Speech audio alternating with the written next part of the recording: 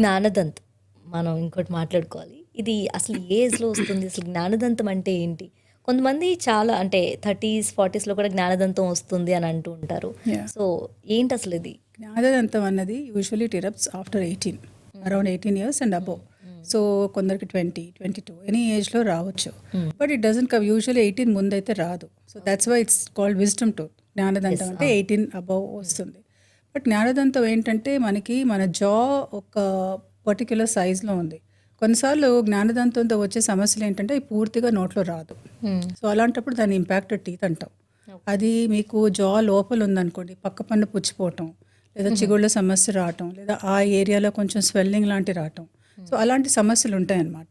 So దానికి చూసి మనం పొజిషన్ అనలైజ్ చేసుకొని ఎక్స్రేస్ తీసుకొని అవసరాన్ని బట్టి కొన్నిసార్లు జస్ట్ క్లీనింగ్ చేస్తే సరిపోతుంది. సో ఆ క్లీనింగ్తో కూడా ఆ చిగురు అంతా కొంచెం హీల్ అయిపోతే ప్రాబ్లం ఉండదు. బట్ కొన్నిసార్లు ఏమవుతుందంటే టోటల్గా ఎముక లోపల ఉంటుంది అది. అలాంటప్పుడు దాన్ని మనం సర్జికల్గా తీయాల్సి వస్తుంది. అంటే అది తీసేయడం మంచిది. నాకు కొంతమంది ఆ పెయిన్ భరించలేక తీసేయమనడం అంటే నేను విన్నది ఏంటంటే అది కొంచెం మన కళ్ళకి కానీ ముక్కుకి కానీ ఈ పార్ట్కి కనెక్ట్ అయి ఉంటుందని విన్నాను. అది ఎంతవరకు నిజమే? అలా ఏం ఉండదండి. It's not connected. ముక్కుకి కానీ దానికి ఏమీ సంబంధం ఉండదు. బట్ కొన్నిసార్లు పొజిషన్స్ ఎలా ఉంటాయంటే ఫేవరబుల్గా ఉండదు. ఓకే. సో ఆ రూట్ పక్క పన్ను రూట్ మీద ప్రెషర్ వేయటం కానీ, లేదా కొన్నిసార్లు ఏమవుతుందంటే యాంగులేటెడ్గా ఉంటాయి.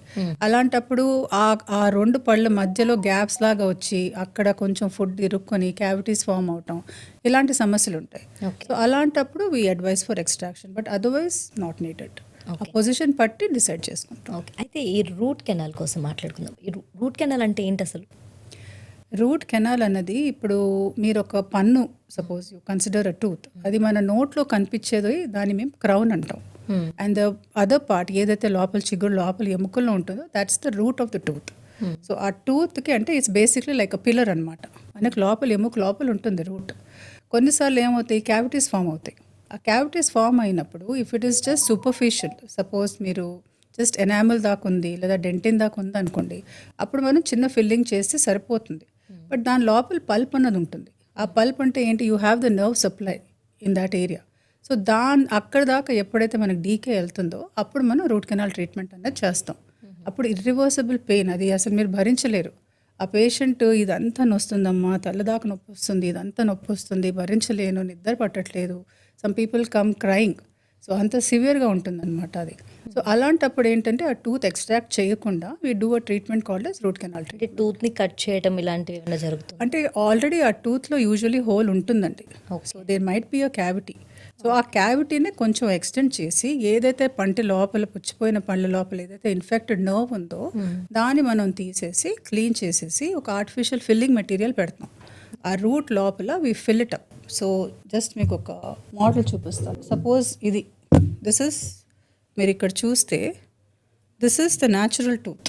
ఓకే, ఇప్పుడు మీకు లోపల కనిపించేది దిస్ ఇస్ ద రూట్. ఇది ఏదైతే ఇక్కడ మీకు ఇట్లా బ్లాక్గా కనపడుతుందో that is basically the infected tooth material. లోపల నర్వ్స్ అయితే ఏవైతే ఉన్నాయో అక్కడంతా పస్లాగా ఫామ్ అవుతుంది. అలాంటప్పుడు మేము చిన్న హోల్, అంటే ఆల్రెడీ ఇక్కడ మీకు క్యావిటీ ఉంది, ఆ హోల్ లాగా దాంట్లో లోపలికి వెళ్ళి we just clean up this entire area and then లోపల నుంచి ఫిల్ చేస్తాం. So basically it's a dummy tooth. అంటే దానికి ఫంక్షనల్ యూటిలిటీ ఉంటుంది కానీ దానికి సెన్సేషన్ ఉండదు. It's a dead tooth. Okay. But మనకి ఫంక్షనల్గా అంటే నవలటానికి పనికొచ్చే పన్ను. సో మనం రూట్ కెనాల్ చేసిన తర్వాత వెంటనే వీ సజెస్ట్ ఆ పేషెంట్స్ గెట్ అ క్యాప్టన్. ఆ పంట మీద ఒక క్రౌన్ లాగా ఒక క్యాప్ లాగా పెడితే it's a protection on the tooth. So ఆ పన్ను పగలకుండా యూ కెన్ యూజ్ ఇట్, అసలు భయం లేకుండా వాడుకోవచ్చు. So that is root canal.